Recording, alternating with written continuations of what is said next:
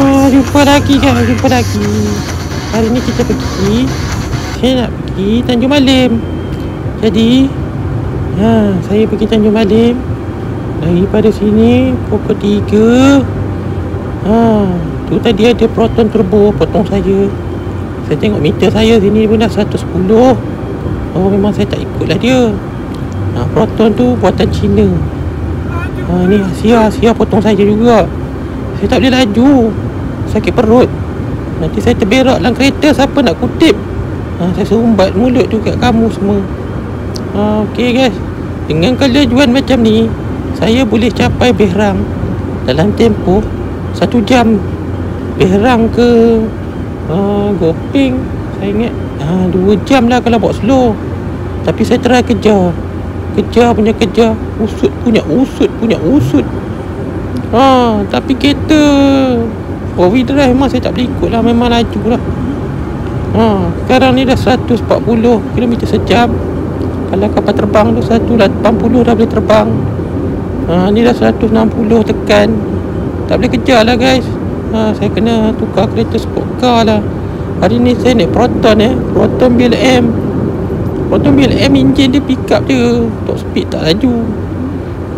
Sama kereta turbo guys. Hari ni saya bergerak awal guys. Tadi saya cakap memang sial lah, tak boleh nak kejar.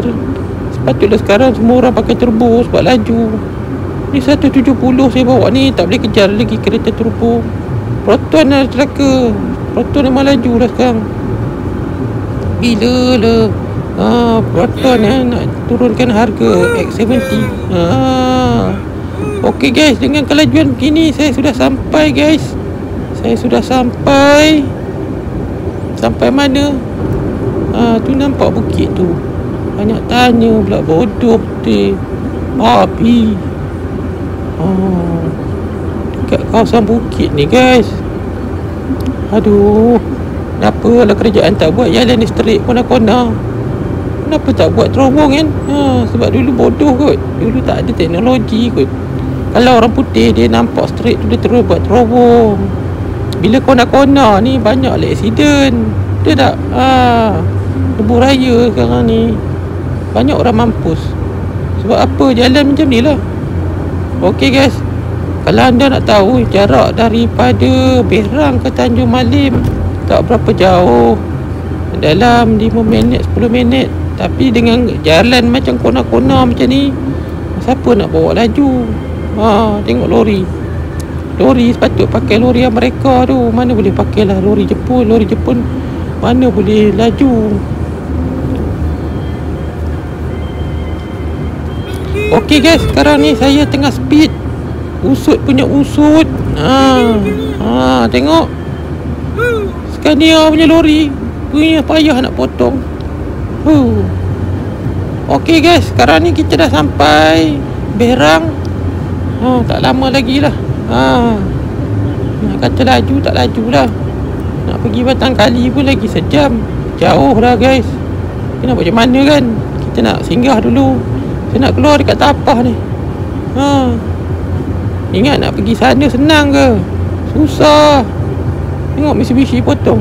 Proton mana laju 110 pun dah bungaum enjin. Sekarang ni enjin baru moden, lagi kuat, lagi laju. Tapi kebanyakan orang dah pakai turbo. Orang tak pakai enjin biasa sebab orang nak cepat sampai. Yang bandar kan dah pakai kereta lama. Tengok tu. Tu kereta Meterdis lagi. Kereta mahal-mahal. Saya pakai Proton. Proton sekarang harga berapa geng? 5,000 pun tak dapat.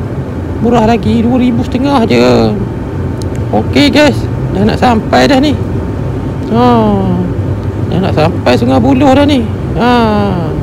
Jarak daripada Tapah ke Sungai Buloh dalam 1 jam. Jauh, memang jauh. Kalau anda naik kereta laju-laju boleh dah cepat. Masalah kereta saya tak laju, slow sangat. Okey guys, jom kita balik lah. Okey, jumpa lagi.